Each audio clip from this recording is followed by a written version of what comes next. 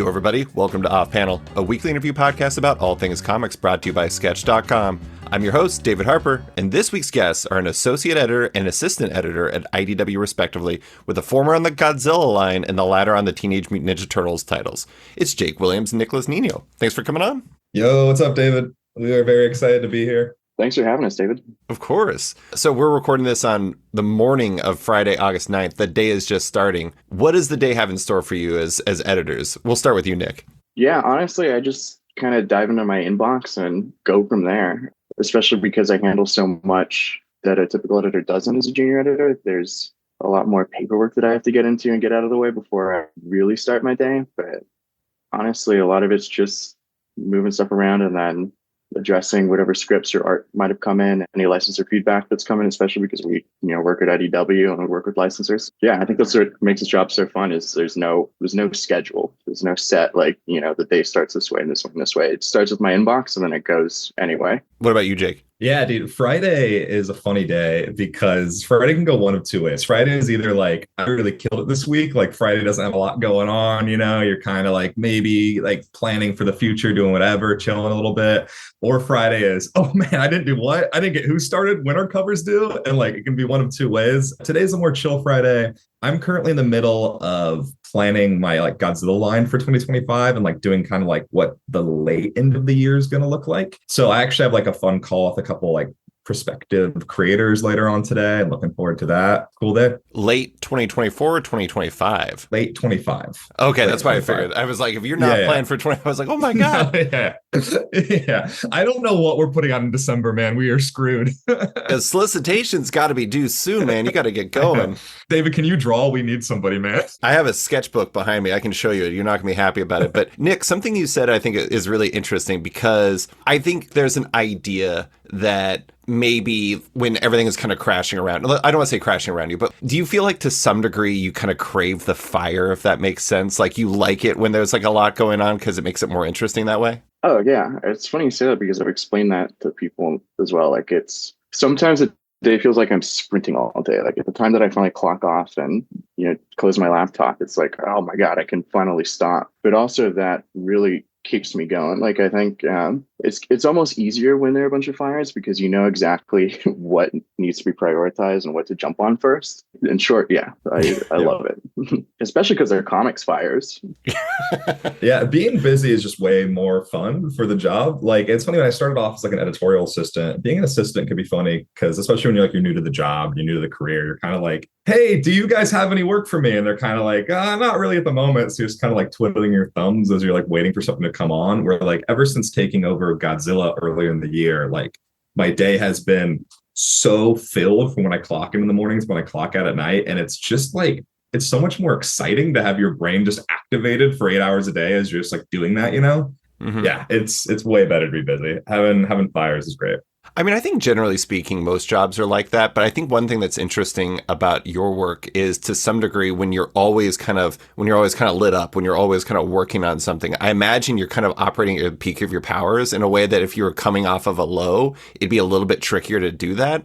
That might just be my editorial fan fiction that didn't exist until this moment. But I don't know. That's just kind of how I feel. No, I agree. I mean, when a bunch is happening, I feel like it kind of activates that like Devil Wears Prada mode where you're like, change that on page 2. Adjust your layout. The script's wrong. Change the outline, and it's like boom, boom, boom, boom, boom. Yeah, I can see that. Do you two work from home permanently or are you in the office? Like, what is the mix?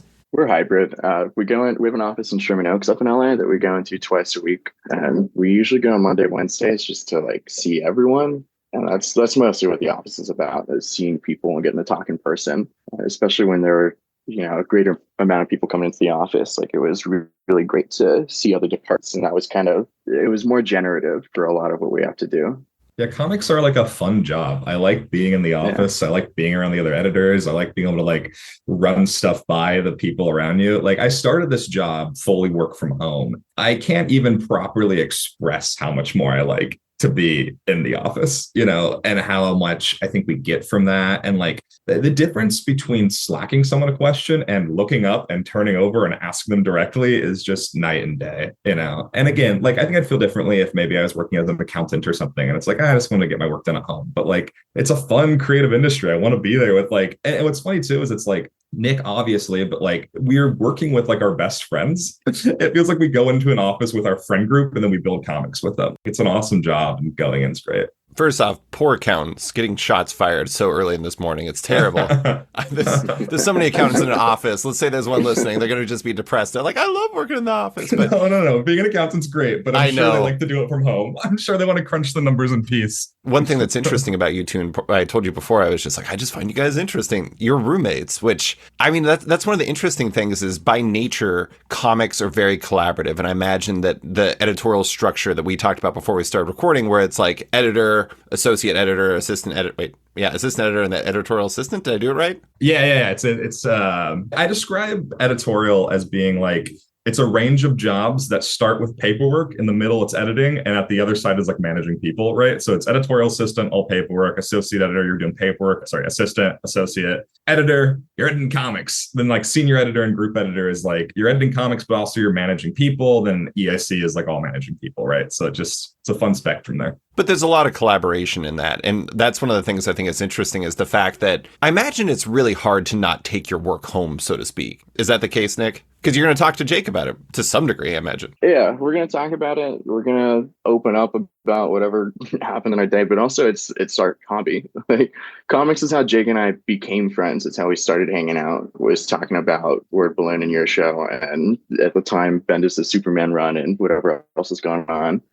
So it's really hard to turn that off. Sometimes like in my inbox, my email inbox, to like getting a check bleeding cool before they report on anything, get like first peek at things, Yeah. So it is hard to turn off because this is like the thing we were doing otherwise and the thing we would have been doing if we didn't have these jobs. Yeah. To piggyback on Nick's bleeding cool comment, I always feel like, I don't know if you've ever played the video game Skate 3. I always make this reference, people like, I didn't play it. But in Skate 3, right, you are like joining the skateboarding industry and like every other interaction is like Rob Dyrdek or like famous skateboarders showing up and just like saying the type of thing they say. And like, I feel like we're playing comics, the video game sometimes when like you can email Chip Zdarsky and get like a Chip Zdarsky response back to you, It does feel like you're talking to like comic book NPCs around the world. And yeah, it's such a fun part of the job. But a funny thing about Nick and I's kind of origin story that I'm not sure if you know, we didn't meet through this job. We were roommates before either of us worked at IDW. I didn't know that. No. Yeah. I'm kind of blown away by that. I thought that you guys met and then you became roommates, but you're roommates first. That's why. I mean, it's not that wild. I mean, people are roommates all the time, but it's kind of surprising. I didn't know that. Yeah, so, and we can tell the story in tandem, Nick, but we met because I was working at a comic shop in Glendale, Legacy Comics in Glendale, shout out to them, and Nick was a customer of mine. So he would come to the shop, and one thing that's kind of a bummer about working at a comic shop is like, all you want to do is talk to the customers about comics, and you quickly find out that like most people aren't really reading the comics. At least at this shop, it was a big kind of collector store. So people were coming in and they'd come in and there'd be guys who buy every Marvel book. And you'd ask about like how they're enjoying Spider-Man that week. And they're like, oh, I haven't read it in months. Okay, cool, man. But Nick read comics. So when Nick started coming in, what happened was he had thoughts on the books he was reading. So he would come in and it got to a point where if Nick showed up at 3 p.m., he'd stay until 8 and we would just talk comics for like 5 hours, That's awesome. So we just like developed a friendship that way and started hanging out and then, became roommates before we ever worked at IDW, which was, I don't know, it's a fun little thing. That is really amazing. I have to admit, when Nick said that one of the things that bonded you was Bendis' Superman, I kind of realized that it probably wasn't so recent. I mean, I don't know, maybe you were just reading it in trades or something like that. But when you said that, I was like, I think that was like 9 years ago? How long ago was that? It felt like it was a while ago at this point. I have no idea. I feel like it was like 2015 or 2016 or something. But anyways, off topic. Okay, before we get into your background a little bit, I do want to set the stage a little bit. So as I said, Jake, you're an associate editor on the Godzilla line. Nick, you're an assistant editor. Those roles sound similar. I mean, I think one of the things that was probably an interesting, maybe challenge to some degree is like sometimes when you say you're an editor or an associate editor or an assistant editor, people don't really know what that means. It's difficult for them to visualize what the role is beyond like, oh, so you just edit the word balloons and like, that's it, right? Those roles sound similar. How differently do you view them? Would you say your responsibilities are significantly different at those two levels? Yeah, I think on paper, they're a lot different. on paper, Jake is running the Godzilla line and I'm assisting on TMNT. But in reality, I think a lot of the job, especially at this level, is kind of working above your station. Sometimes and proving that you can bat above your station. So especially as, I've gone from editor to editor on this franchise. I worked under Charles Beecham when I first started, and that was one dynamic. And then Jamie Rich came on and took over the group for a little while. And under him, by that point, I had a lot more experience, and I was given a lot more freedom really on the property. And as Jamie's left and Maggie Howell has come on, I'm not just doing paperwork. And I think that's what's so cool about this group that I'm working with, is that they are empowering me, and they're empowering us. Mm-hmm. That's awesome. So yeah, a lot. I am really involved in casting and covers and giving notes. But yeah, it's funny. A lot of people, their thoughts on editors in general, they think that we wake up and like print out a manuscript or a script and like take a red pen to it on the couch or something. And it happens sometimes, but we're not sitting there with the Chicago Manual of Style or anything. Yeah, I do have paperwork with red pen all over it right next to me. But yeah, well, it's funny, even without bringing in like the assistant or associate, when you just tell someone you're a comic book editor, no one knows what that means at all. People have no idea what it means. And it always starts with the same question. They're always like, oh, do you edit the words or the art too? Like every time, like everyone's assumption is that we're like copy editing, which like, or proofreading. And what's so funny about that, and some editors do this, is different company to company. We have a proofreader. That's like the one thing people think we do, we don't even do. That's not part of the job. Like, yeah, I always jokingly tell people my job is to make sure Godzilla's doing things that are cool enough. Like, it's just like making sure the book is cool and fun is like my job. It's funny you say that. And I actually think that's like a funny thing that we don't think about, like licenses and stuff like that. I do think that it's, to some degree, for lack of a better phrase, it's like brand management. You want to make sure that it feels right, and you want to make sure that the people who love Godzilla are like, this guy's rad. And so how do you decide that? You don't do that with a red pen, probably. I don't know. Maybe you do that with a red pen. I'm not sure. Well, that's what's the funny part of the job is. It's also about like getting people that don't love Godzilla and thinking that Godzilla is rad. Right. Looking at the Turtles launch this year, that's been the whole mission, is getting new readers and reach more of the direct market. I'm going to be honest. First Turtles book I've actually read in a very long time, much to the chagrin of my friend Brandon, who's absolutely obsessed with the Teenage Mutant Ninja Turtles. It's funny. Like I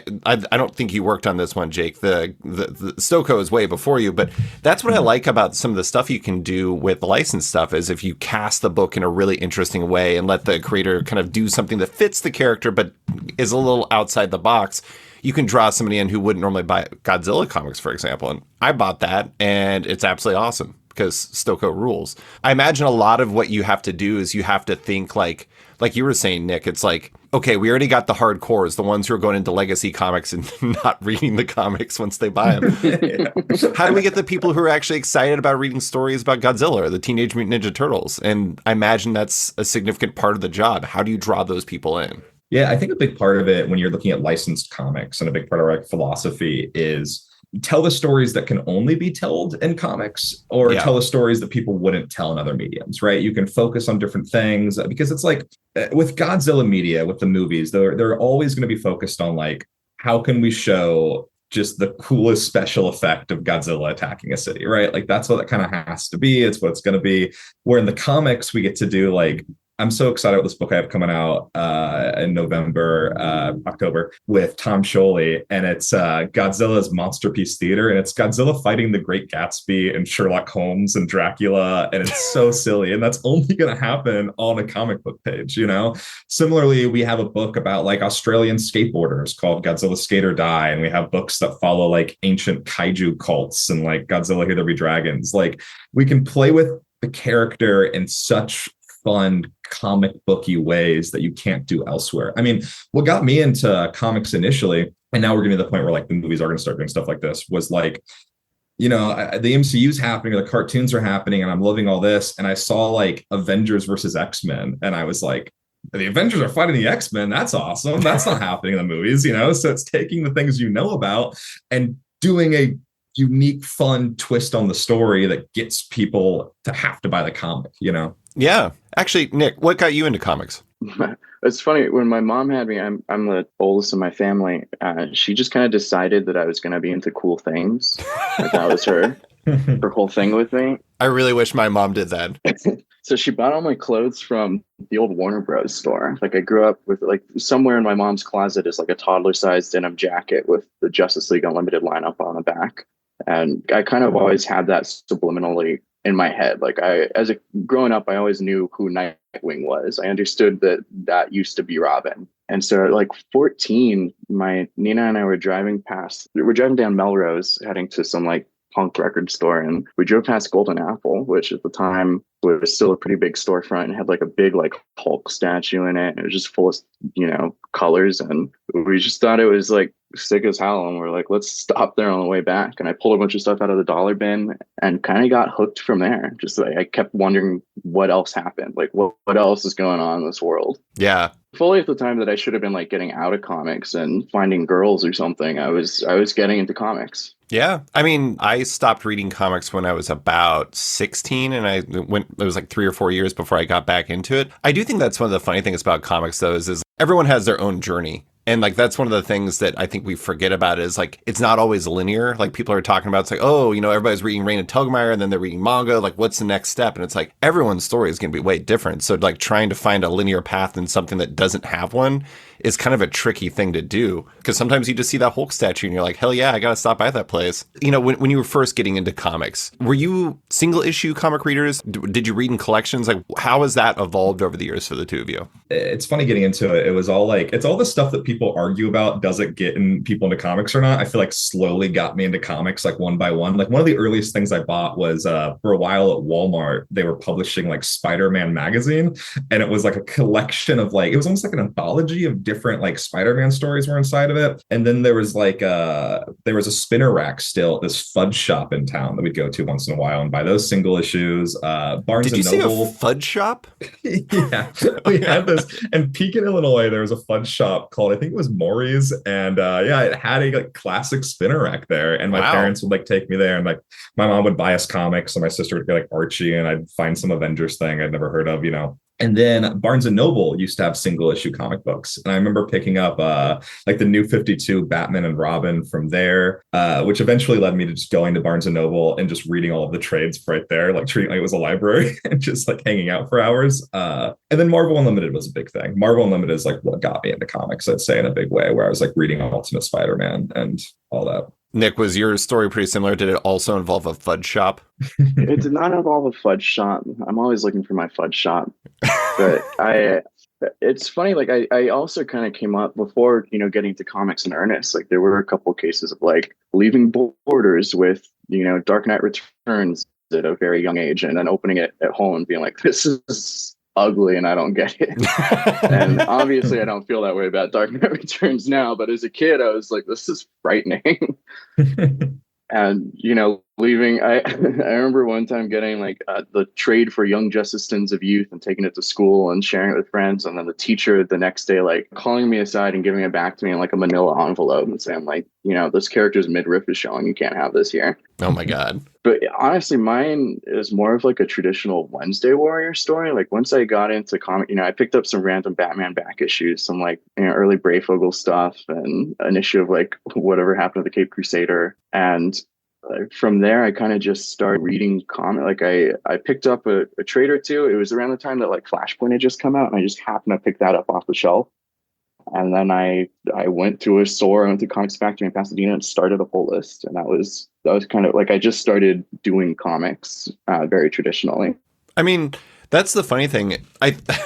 Okay, so Jake, you said New 52. Nick, you said Flashpoint. Two comics and comic eras that in some ways I would not say have like the most acclaim supporting them. Like they were mixed in their response. But the funny thing is a lot of the comics that people in comics view as like bad comics or like bad for the time or something like that, they can be super impactful if they hit the right person. And it's like more about, the New 52, part of the whole thing was kind of like what you're saying with Avengers versus X-Men. It hit at the right time and had a lot of marketing support for it. And it created a generation of readers who had gotten to comic shops and got them reading other comics.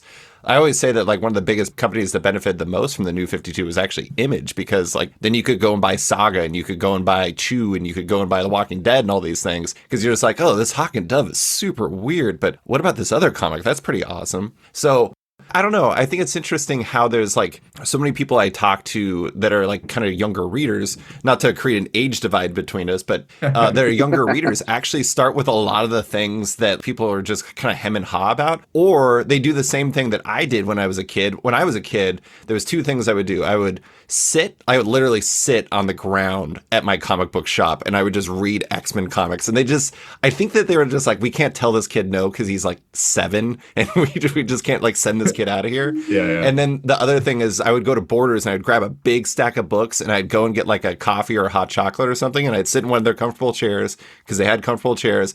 And I would stay there for like 5 hours and I would just read comics. And it's funny how even across generations, like sometimes like high visibility bad comics, again, Flashpoint and New 52, sorry, my one is like Onslaught or like the Extinction Agenda for the X-Men. Sure. Yeah. Uh-huh. And like those free kind of spaces for you to operate in, it seems like those are really good ways, no matter when it is, to actually draw in comic readers. I don't know how you plan for that though. I mean, I feel like part of that, what you're saying and why some people remember it as like a bad comic is like, at the end of the day, good or bad, they were big, bold takes. Yeah. You know? Yes. And like when you have a big, bold take, it's going to suck in new readers. It might offend current readers, but like it's going to get people talking about comics and bring people in, you know? And that's why New 52 is really exciting. And I feel like right now, kind of tentatively, All In and like the Absolute line seems really cool. That seems like it's going to bring in a lot of new readers. Like it seems like a lot of people from the mainstream are seeing these images of Absolute Batman and this like big hulking figure and being like, we got to check that out. Similarly, like I think Last Ronin did that for people, where it was like,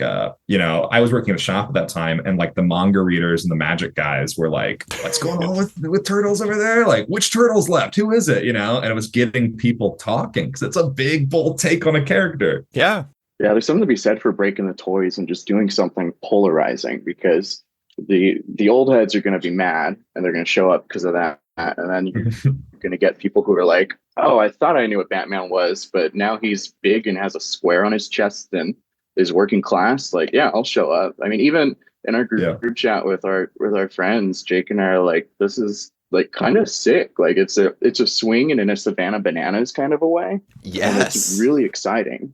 Like I think those are comics are for. The Absolute line is the Savannah Bananas of comics. Let's get that going. Thank you. Oh my God. This has been an amazing week in sketch history, because last week I compared a comic publisher to Savannah Bananas, and now you referenced them on the podcast. So it's a huge week for the Savannah Bananas and an off panel and sketch. So I appreciate that. But Nick, do you feel like you kind of carry that energy into what you want to do as an editor? Like you want to break those toys, you want to find that new as much as you can? I do want to break the toys and find the new, but I think what's funny about Turtles is that so many people haven't interacted with them in the comic space.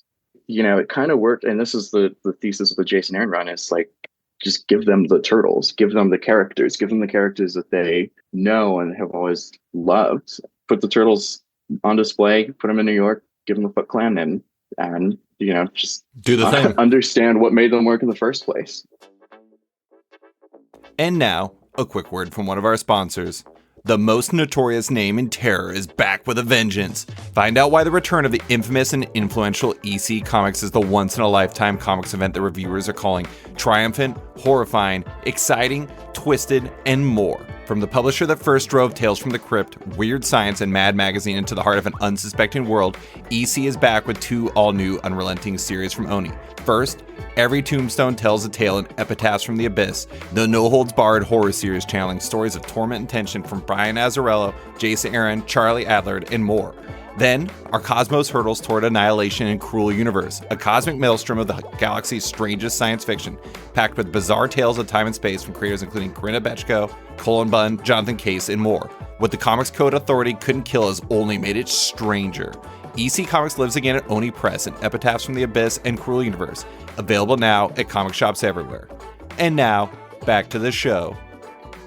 I think it's funny, like the Teenage Mutant Ninja Turtles Black, White, and Green, that's when I've seen a number of people who I don't normally think of as Turtles readers getting actually really excited because you see so many varying different takes on it. I do like the idea of kind of putting people in a position to see different types of stories, or just like what you're doing with what you're all doing with the Jason Aaron run, is kind of getting back to basics, but also doing it in a way that's like super high end, because you got Joelle Jones and you got Cliff Chang and you got Chris Burnham, and the fourth artist is completely escaping me. Raphael Albuquerque. Raphael, I can't believe I forgot Raphael Albuquerque. Apologies to Raphael Albuquerque. I mean, I guess that's the kind of the two-pronged attack, right? Is like do something exciting and do something awesome. Do you do that by having great creators on there? Yeah. Yeah. I mean, that's what's exciting about this first part of it, is we get to play by the rules that everyone else is on a big, like the big two are almost. Like, let's put huge creators on it and, you know, the good story will follow. I think what's really exciting is what happens next. You know, after we give people standard Turtles, like, okay, cool. In what way can we break the toys, essentially, or go gonzo with it? Mm-hmm. You two were roommates. You both went to the same comic shop, one because it was your job. Probably would have went there anyways, though, I'm guessing. What led you two to actually want to work in the comic industry? I mean, it's a good question. It's a funny, I think this is the answer a lot of people give with stuff like this, where it's like, first of all, the only reason I wouldn't have wanted to work in the comic industry was a lack of understanding that that was a job you can have. And like a lot of ways, it's not a job you can have. We got very lucky. There's not like a ton of comics editorial jobs, you know? So to base your life on like, I hope I get one of those like 40 spots is like, oh, you might, that might be tough, you know?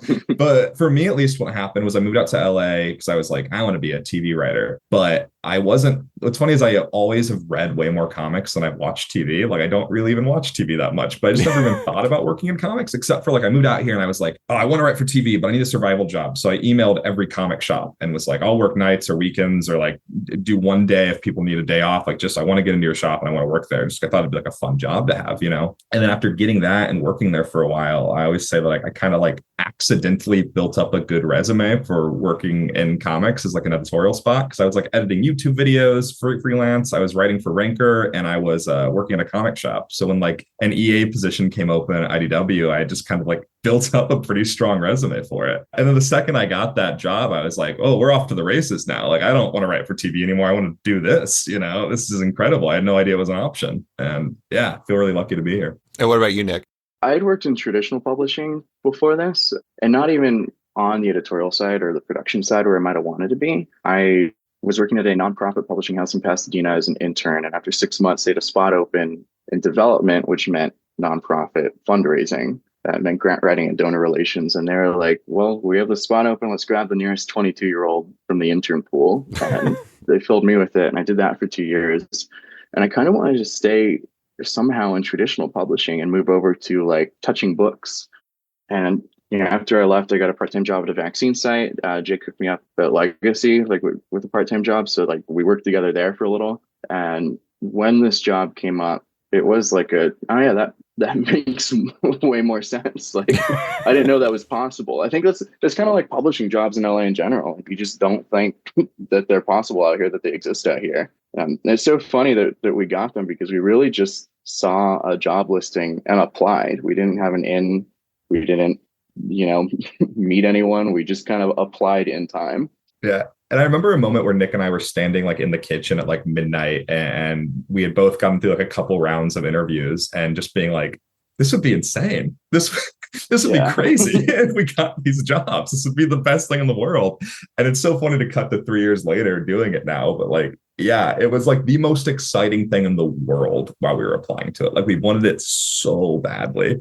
And yeah, it feels incredible. So you were applying at the same time? Yeah. You guys have like oddly parallel existences to some degree. I find it fascinating. But I mean, that's one of the interesting things about comics, though. You're talking about how, like, if you want to be a TV writer, what do? You move to Hollywood. You go there and you start making the connections and everything like that. But I think to some, it's like working in comics is almost like an impenetrable concept. Where do you start? Do you just, I don't know, do I just start sending art to Jim Lee and hope he's like, this guy's got it? Probably not. If it's good, yeah. No, it is not. It is not good. It is not good. That's the funny thing about breaking into comics. If you're a good artist, breaking into comics can be really easy. Yeah, you know? exactly. It can be as simple as the name is escaping me, Nick, who posted the Turtles pages that Gail Simoned and like retweeted everyone hired. Oh, Danny Earls. Danny Earls. So it was a Batman page or something. Yeah. Like Danny Earls posted on Twitter just some incredible art. And everyone's like, yeah, that's incredible. We want to work with you. Yeah. If you want to break in from the editorial side or the writing side, that's a lot tougher. It is tougher. You know, it is like an art-based medium. If you're really good at the art side, then that's why you see so many writers used to be artists. You know, that's an easier way to get into comics, but it can be impenetrable. That's why I feel when people ask me how to get into it, it's like, I feel so lucky that I did. You know, I don't know. I don't know how I'd get back. Yeah, it felt like reality shifted and we opened up real quick just to let us in. Yeah. Don't tell me when this happened. We got to make sure that nobody catches us. I have to ask, I'm sure you probably do because you've worked with him. Do you know that Danny Earls was an ex-professional soccer player? I do. That's crazy. That's awesome. One of these days, I'm going to have him on the podcast. Danny, if you're listening, I'm sorry we still haven't done it. We'll do it soon. But I mean, I just find that to be really fascinating because he's like, okay, I'm done with soccer. What am I going to do next? I'm going to become a comic book artist. Okay, sure. That's why when the breaking in stories are always so weird because it's just like, okay, how do you break into comics? Become a professional soccer player, become really good at art, post your pictures or post your art on Twitter, have Gail Simone. Yeah. It was like, okay, I'm just going to repeat that. Yeah. Specifically on the job, though. So, Jake, again, you work on the Godzilla line. Nick, you work on TMNT. Did you specifically want to work on those because you had an affinity for them going in, or was it just kind of how it worked out? That's really how it worked out. I was hired on for the collected editions department and for special projects, which was essentially artist editions. He was working under Scott Dunbier. Nice. And, you know, helping him with whatever he had going on. And it was described to me as like, Scott just, you know, does whatever he will. And so eventually they moved me over to TMNT. When Jamie Rich came on, he saw that the person assisting on TMNT was also assisting on Star Trek and had the same workload and was like, let's move some stuff around. And so I kind of just landed in TMNT. It was great. It was great, like getting to go home and say, like, I'm going to work on this thing that Mom and Dad, you have heard. Mm-hmm. It was so funny. I grew up watching the movies. I grew up, you know, everyone loves the Turtles. I feel like, you know, everyone knows the Turtles. Everyone has some kind of, even if it's like a baseline affection for them, you know, they've interacted with them in some capacity. And I remember telling my parents, like, yeah, it's pretty like cool. Like, who doesn't love the Turtles? And my mom was like, I don't.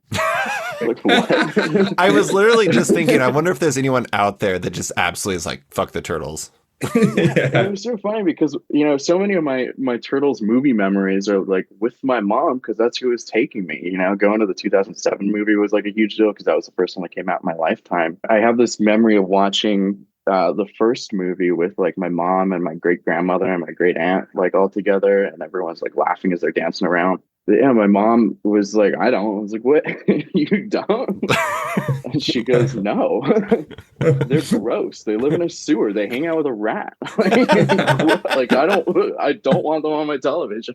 I don't want them on my TV. Oh my God. That's amazing. Yeah, for me, similarly, I started off as an editorial assistant. When I was hired, it was to join like the new, at the time, originals team. So it was with Mark Doyle and Maggie Howell, who are both fantastic and have been like incredible mentors. And joining that team was a lot of fun. And I worked there in originals for like a year and a half. And like, I'm still on like the originals team as well. I mean, like I worked on Beneath the Trees, which is one of my proudest things, you know, like love that book so much. And what happened was just with like editorial shifting, there was a moment where Godzilla kind of became open. And I just kind of went to the editor-in-chief at the time and was like, I have a lot of ideas for this. I think we can like really capture a larger part of the market if we play this right and we put the right publishing plan together. So I kind of had like a hostile takeover of Godzilla just because I had like ideas for it that I really wanted to do. And it was less about an affinity for the character, which of course I have. Godzilla is one of those, just like, again, like Turtles. It's like, it is a cultural icon, right? Like there's just, everyone likes Godzilla. It's a giant monster that attacks cities. It's cool. Yeah. But it was more about being like, I know we can get a bigger market share with this. I know we can make these comics bigger and we can attack the direct market and get people who, like Nick was saying earlier, go see Godzilla movies and read comics, but don't read Godzilla comics. And it's about crafting the right story to like bring that audience together. And I just had a lot of ideas to make that happen with Godzilla. Because what's so fun about Godzilla is like, there's no canon we're beholden to. We can do anything. We can tell any kind of story. So the idea is, how do we tell a comic book story that includes Godzilla so we attack comic book readership in a way that gets them to actually buy these books or more of them? I don't know if I'm getting in trouble for saying this, but as long as Godzilla is not on a skateboard. yes. So that's the thing, is Godzilla and no, not in trouble. And what's funny, and Toho is such a great licensor to work with. With that, even David's talking about Godzilla Skate or Die, which every artist that came on that book wanted to put Godzilla on the skateboard. Oh, yeah, and one absolutely. of Godzilla's big rules, because of course, it'd be so sick. But one of the big rules of working on Godzilla is that Godzilla is a big scary monster. Godzilla is not a human. Godzilla is not a cute little guy. Godzilla doesn't have like those character traits. It's a big scary monster. So we're not allowed to do things like that. But Toho is really cool about workarounds. So we have a cover, the final cover for Godzilla Skate or Die. Godzilla is on a skateboard. And the way we got around it is it's clearly a drawing of Godzilla on a skateboard. Oh yeah, the Juniba. And it has Juniba's hand in the cover drawing it. That's awesome. That's amazing. So when you go in, you do your hostile takeover. Nick, you get on Teenage Mutant Ninja Turtles line. Did you have to kind of like dig into the history of what had been done with those characters previously? Is like that for step one is like digging deep in there? Yeah. What's cool is that we're exactly the demographic that we would be trying to target. Jake and I, we never really read Godzilla, for example, but when you think about it, it's a cool monster. It's a comic book. We just need a reason to. If you give us a reason to pick up a Godzilla book, we will. And James Stocco, for example, is a perfect example of that. Yeah, so there's a lot of like, when you join a license like this, a big part of it is like, why do people love this? Go watch the movies. Nick read the 150 issue run of Turtles, right? Like that is kind of stuff. I heard when people join Grey's Anatomy at this point in the writer's room, or like a couple years ago, it was still going on. Is Grey's Anatomy still going on? I have no idea. I think it is. Which is unbelievable. Crazy. Yeah. I think Meredith just came back. And that was really important for what you were about to say next, Jay. I guess step one of that job is when you get hired on, they will put you into a room and they're like, watch all of Grey's Anatomy, then you can join the writer's room. God, we don't see that person for like 3 months. Yeah. They're not really getting their money's worth with that writer at that point. But yeah, you just have to catch up on what's been done before. You know, you want to, I'd say in a lot of ways, we're trying to hit people who have more of like the cultural idea. Like, I mean, trying to hit two types of people. You want to hit the long-term kaiju fans and give them what they want. But you also want to hit the people who just have a cultural idea of Godzilla. And like Nick was saying, maybe haven't read the comics, but would if you gave them the right reason to. But yeah, you don't want to walk into these things and not have seen any of the classic movies, because then you're not paying respect to this big character that you're working on. You're not respecting the fans if you're not going to do the research and, figure out why they love it. I imagine it's a balance though, because I mean, fundamentally, I don't think this is everybody, but like you're talking about with legacy comics where some readers just like buy the comics and don't actually read them. But ultimately, one of the things you want to do is you want to stimulate word of mouth. You want to get people talking and stuff like that. So it's like you want to pay respect, but you also want to like do something different. And the only way Grey's Anatomy writers or editors at IDW can know what came before, so you don't tread on the same territory, is digging deep into all that stuff and making sure you don't go to the same places. Mm-hmm. And that's a fun thing about working at IDW that Nick and I, when we first started here, is someone gave us a form at one point and they were like, yeah, so if you want to like order any books from the warehouse, just like write the book names down here on this form. Oh my and Nick God. and I were like, any book? And they were like, yeah, like if you need a book, like just write it down and it'll come. Yeah. And we're like looking at each other, and then we started like small, like we felt like we were like robbing a bank. We started just like, yes, I need TMNT hardcover #1 and also the Bone Artist Edition, the signed one. And then it should show up at our door and we'd be like, okay, Nick, let's take a breath. Be cool. And it's like, very important. It's the signed edition. This will change how I edit books. And then eventually it got to the point where like 20 books were showing up at our doorstep every week because we were just really abusing the warehouse system. And then they stopped letting us do it. So yeah. Yeah. At some point I started staggering them so that we would have like treats throughout like in upcoming weeks too.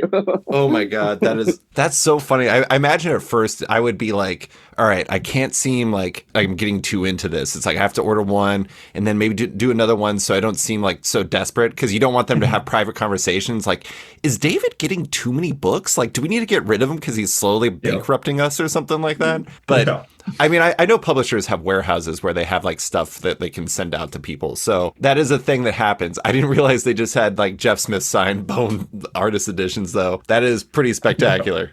It's really shocking. Yeah.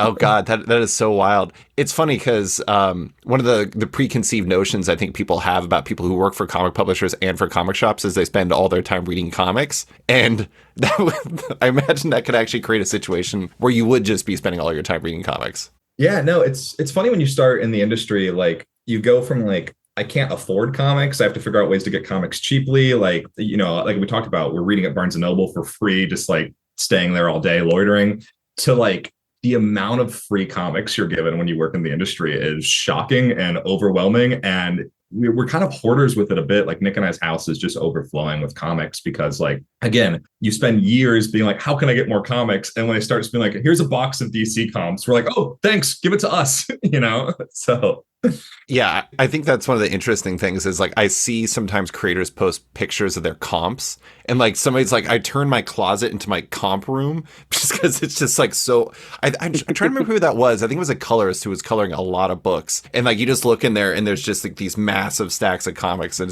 it's so wild. But okay, I did want to ask. So you get into this job. You're figuring things out. How challenging was it to figure out the world of comics publishing and editorials to people who are largely new to it? Was it mostly just picking the brains of your coworkers to like try to sort through this crazy world? I feel like we came in, you know, we were avid comics readers, we were avid fans, and we worked in a shop. And so we came in, it felt like we kind of came in armed and ready. Like I think recently I was on a trip to DC and met with one of our PR people and was explaining to them like my job's an editor and everything. At some point I was like, I think like Jake and I were just born to do this.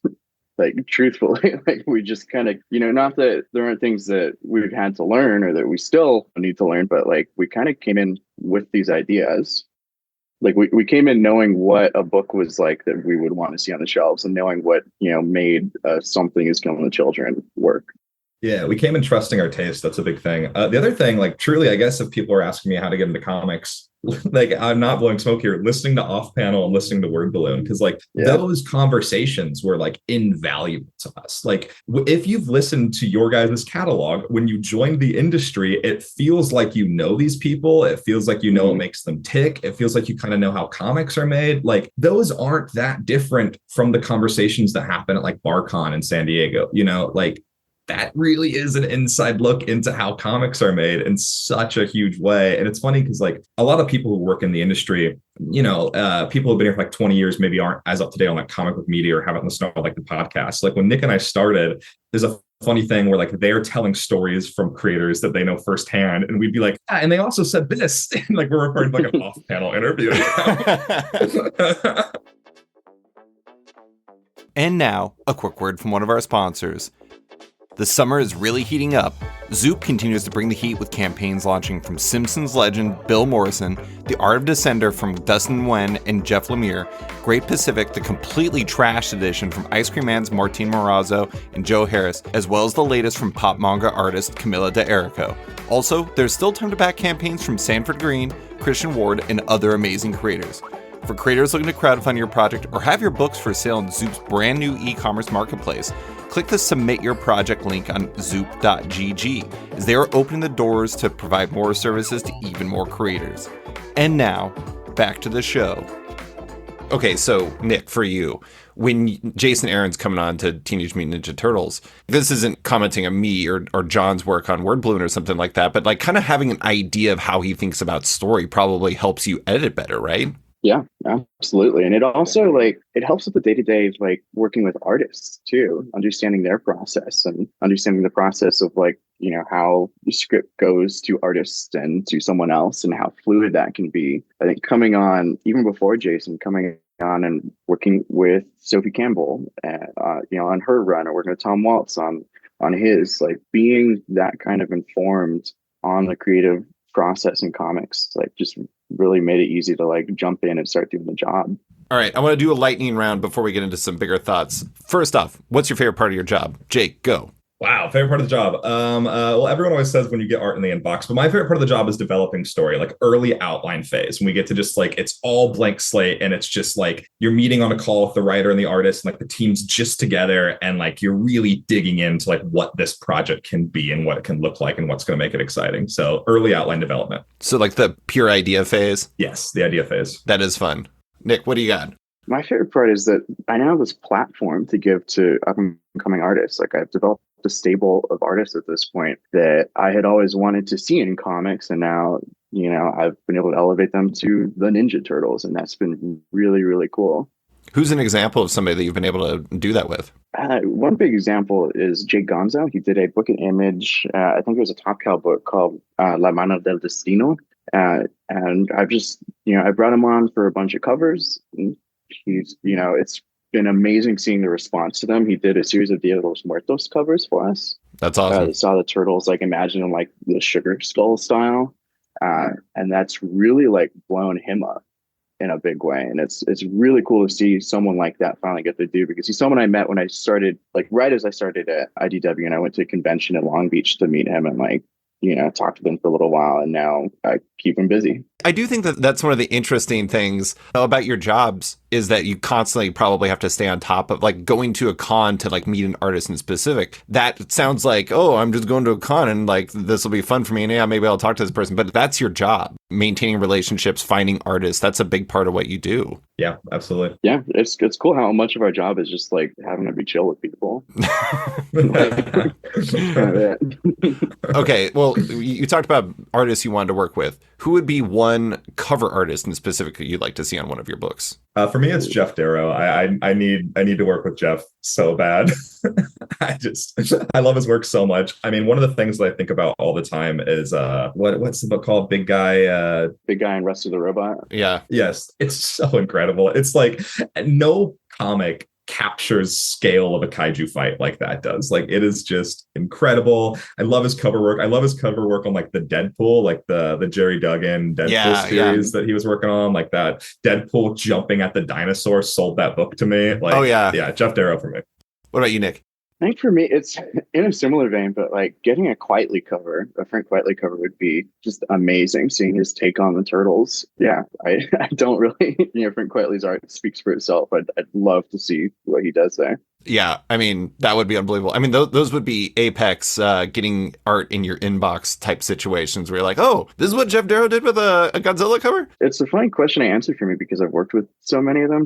Truthfully, I mean, not to try and flex, but like getting to work with Joel Jones and Chris Burnham and Cliff King, like all these people, and Rafa Albuquerque, like all these people who I have like as a teenager like waited in line to meet. And one of the first indie books I ever read was Black Sad, and I just got a Juanito Guarnido cover for Turtles, and it's awesome. Piggybacking on Nick real quick, the waiting in line to meet is such a funny thing. The amount of people that 2 years ago, Nick and I waited in line to meet that now we're editing just a couple years later is like absolutely insane. It blows my mind every time. And then just a shout out to Cliff Chang, because he's the best dude in the industry. Oh, yeah. Cliff, we hired him to do these a variant cover set for The Hunger in the Dusk, the G. Willow Wilson, Chris Wildgoose fantasy series. And Cliff is such a professional. Cliff responded to the email, like when he sent us his early sketches, it was alongside an essay about his thoughts and what he wanted to do with the set. And it's like, he doesn't have to work that hard. He's Cliff Chang. And it's just so awesome that someone at the top of their game is like, that's what makes him Cliff Chang. He's putting that level of thought into a variant cover set. It's awesome.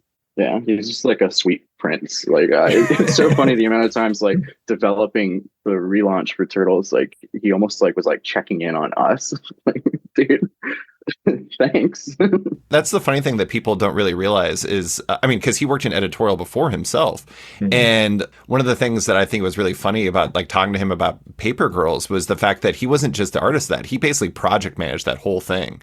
And I think that, I don't know, we're talking about different ways you can break in. There's so many different ways you can actually make comics too. And like for Cliff, his brain is just wired that way. Like, I don't know if you could get his art and his storytelling without that way that his brain is wired. Like those essays and things like that. That's just how he does it.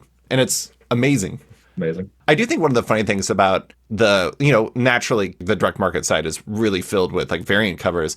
I imagine the what cover artist would you want to work with question is a lot harder now than it was like even 6 months ago. I mean, just for the TMNT launch, there was a ton of covers for that. So you probably cleared out a lot of favorites right then. Yes. Yeah. And it was so funny because when we were setting that up, I remember being in a room and being like, we need a more robust program than this. Like, you say what you will about variant covers, we feel a certain way about them. But I remember looking at what we're planning to do, and I was like, we need to steal, from someone else's little handbook right now.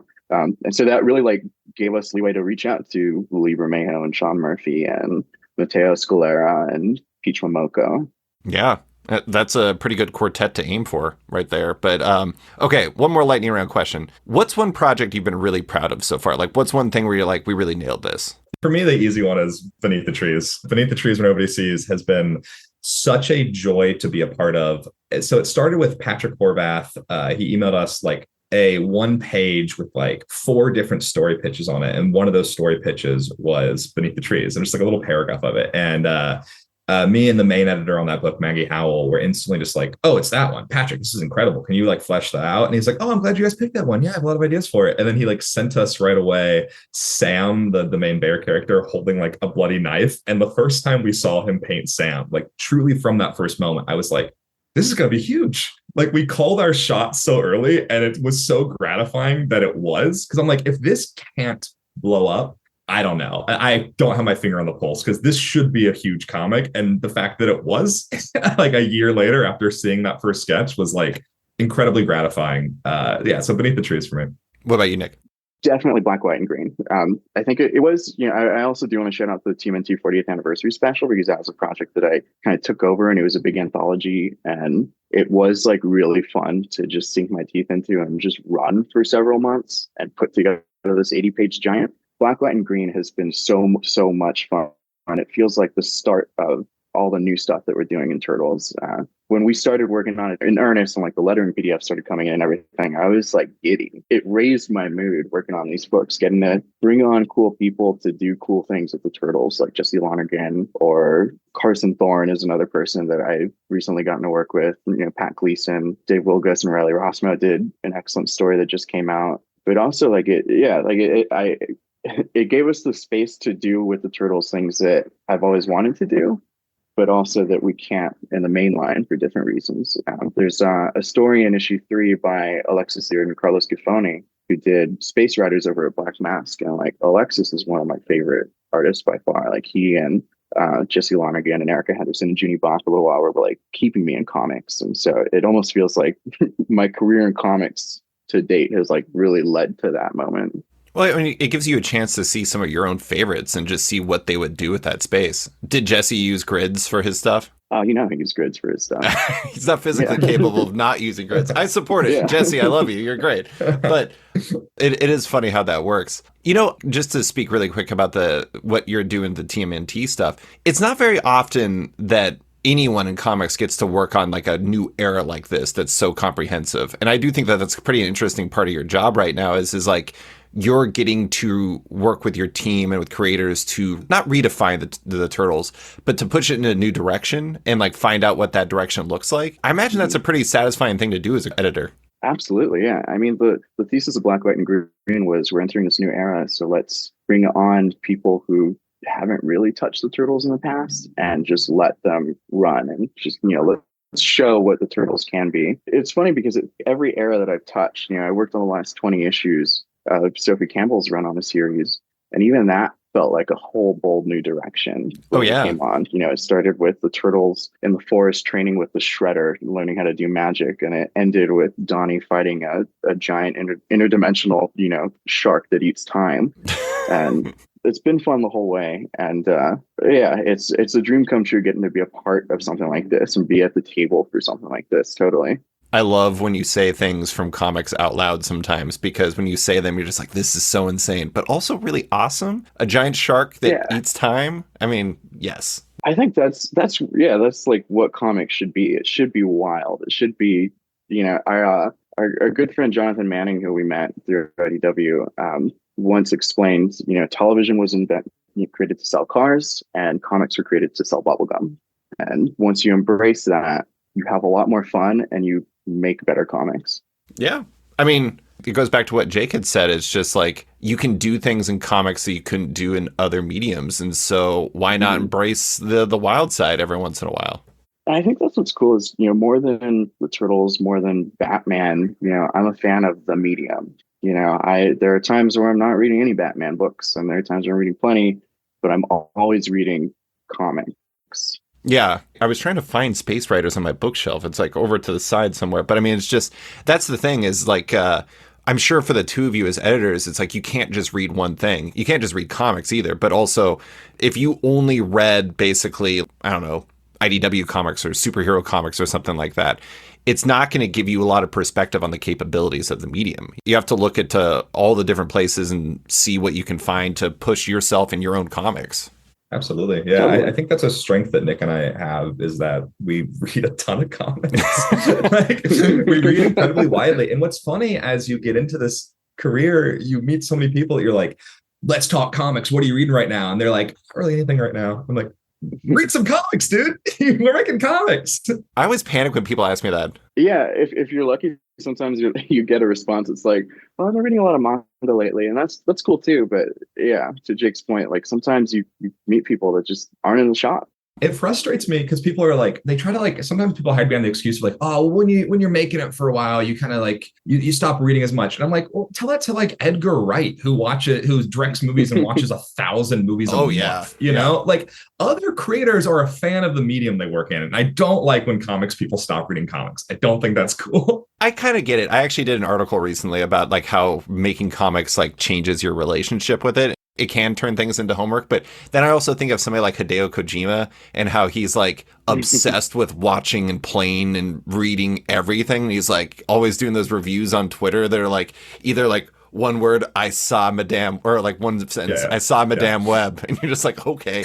And then he writes like 1,000 words about something and you're like, oh my God, Hideo Kojima loved this so much. Yeah. He's the coolest man in the world. He is. There's no one cooler than him.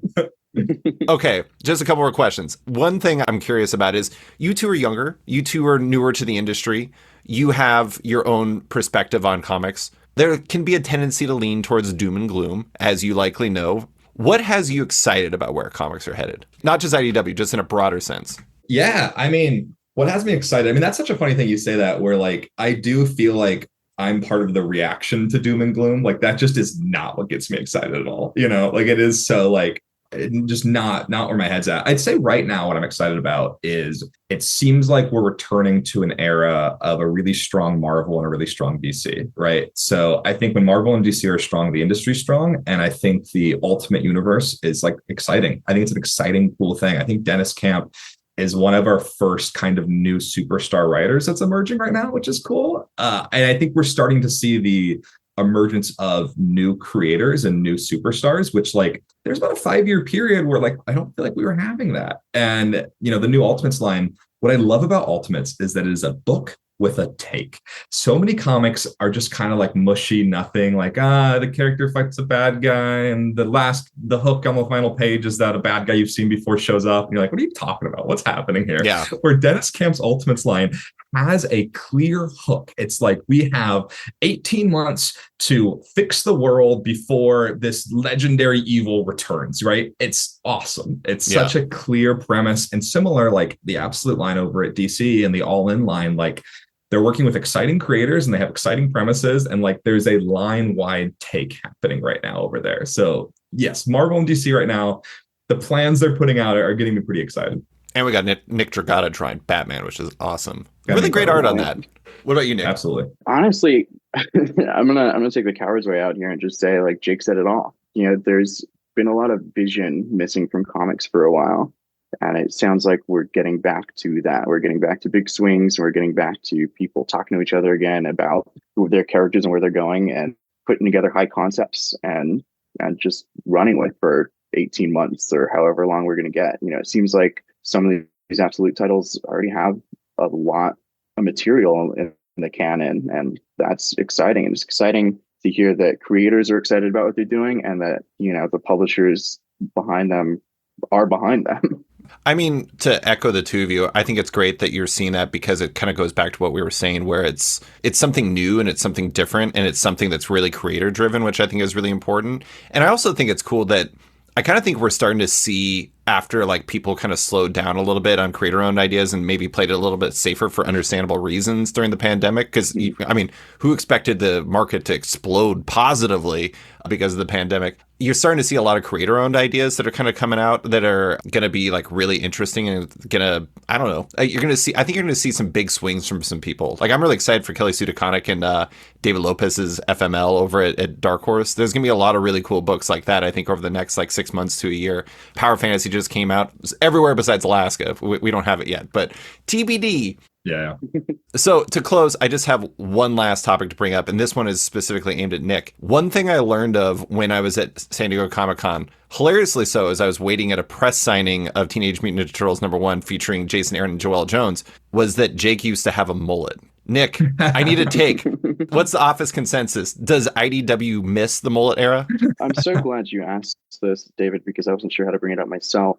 I think that people enjoyed the mullet era. It was here. We loved it. We had a great time. We didn't know that there was another world in which we could, really, really find ourselves loving. And Jake showed up with a haircut once, and I think everyone got up and clapped.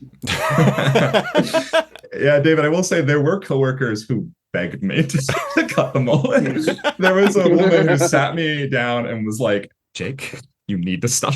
Oh my God. Do this. And part of that was the mustache as well, the mustache mullet combo. And it's like, look, if you're not living in the LA East Side, you're out of this very specific subsection of people that think a mustache and a mullet's like a really cool thing to have right now.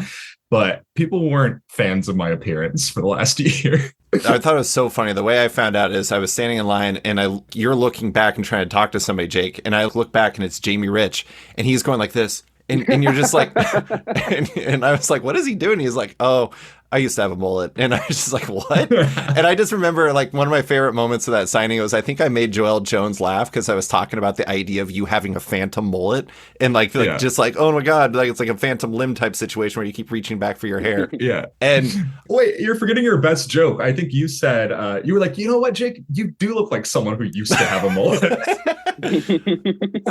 I didn't want to call you out, but you do look like somebody that used to have a mullet. Hey, I just want to say, when you're younger, you got to experiment with your hair sometimes. I used to have chops, like big ass chops. I also used to have lots of different colors in my hair that I dyed myself when I was like 20.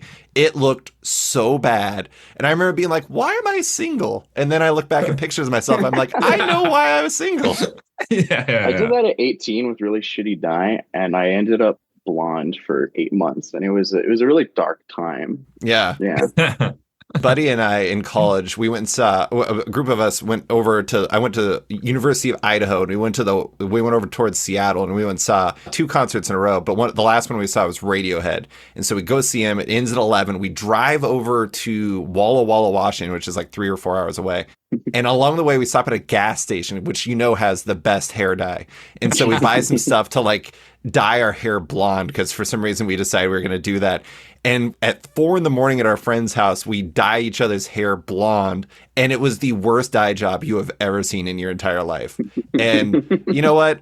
It was probably worse than the mullet. So, Jake, I think you're fine. But that is all I have for you guys. Thanks for coming on to talk about all your work at IDW, working on the Teenage Mutant Ninja Turtles and Godzilla lines, your mullet, and everything else. I really appreciate you taking the time. Dude, thank you, David. Honestly, it is an actual dream for Nick and I to be here. Like it means the world to us. We love your podcast. Your podcast, and shout out to Word Balloon as well, gave us a career in comics. So thank you so much. This is very full circle. This is a bucket list item for us for sure. So thank you. Thanks for listening to this week's episode of Off Panel with IDW Associate Editor Jake Williams and Assistant Editor Nicolas Niño. You can find their work in the Godzilla and Teenage Mutant Ninja Turtle lines at IDW respectively. Big thanks to Deanna Chapman for stepping in to edit this episode. If it sounds better than usual, it's because of her. Love Off Panel, want to support it? Subscribe to the podcast on Apple Podcasts today and give the show a rating and review while you're at it, but 5 stars only. You can also support the show by backing it on Patreon. Find the show at patreon.com/offpanel. And when you back it on there, you get early access to each week's podcast, as well as weekly content and more. Want even more? Subscribe to my Eisner Award-nominated subscription comic site Sketched at sketch.com for long-form articles, interviews, and the rest of the site's content. You can find Off-Panel and Sketched on social media by following on Twitter and Instagram at @SketchComic or following me at @SliceFriedGold.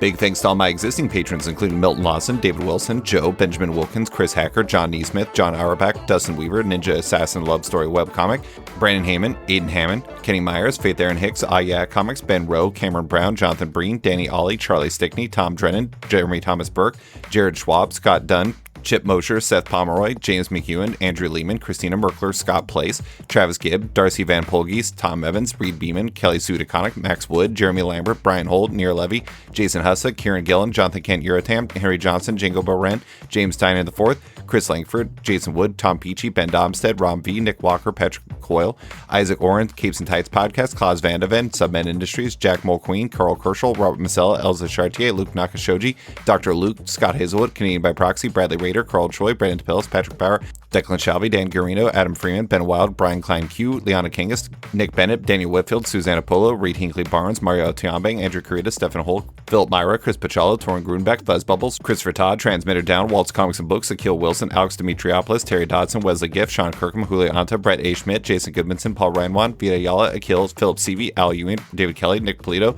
Jason Assey, Adam Bogart, Matthew Taylor, Nick Patera, Jacob Sorelli, Ford Gilmore, David Baraldi, Nick Hall, Bjorn Basin, John Hendrick, Ian Maxfield, Cliff Chang, Colin McMahon, Adam Heifel, Fiona Staples, Mark Abnett, Michael Shirley, Tom Barnett, Jim Demonakos, Norbert, Nick Lowe, James Kaplan, and Mission Comics Art in San Francisco.